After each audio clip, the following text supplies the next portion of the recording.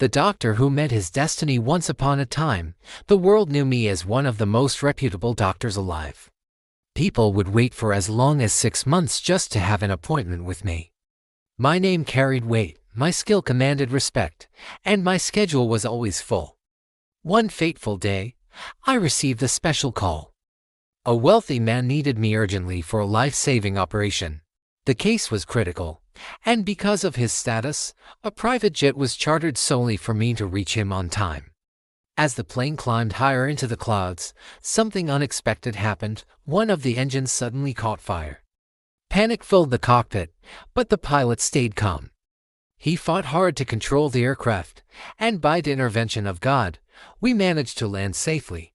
We found ourselves in an unknown location, surrounded by nothing but quiet land, and the hour of our relief, the pilot checked the aircraft and shook his head. "Doctor, this plane can't continue. You'll have to complete your journey by car," he said.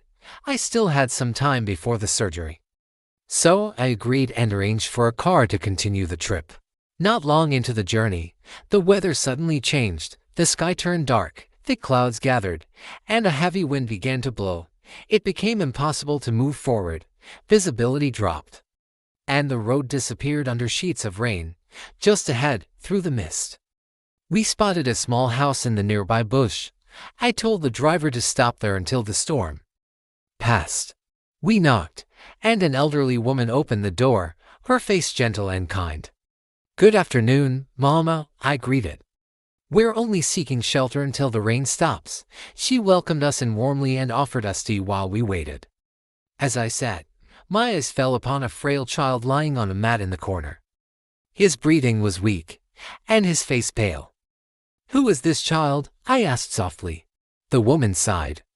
"He's an orphan," she said.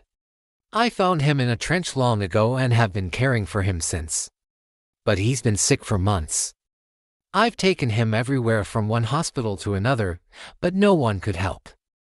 They told me only one doctor in the world could save him, but," she paused, "they said it would take 6 months before it's his turn. The boy won't live that long." I looked at her, my heart tightening. "What is the name of this doctor?" I asked. She lifted her eyes and said quietly, "His name is Dr. Andbenz." For a moment, my world stood still. Tears filled my eyes.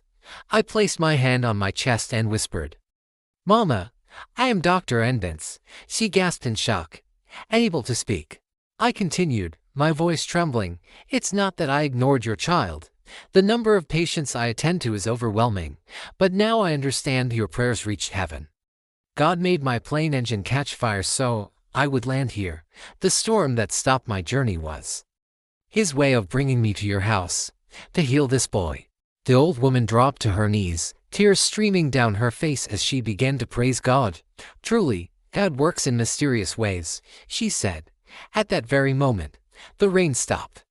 The heavy clouds drifted away, and sunlight broke through the window, shining gently upon the boy's face.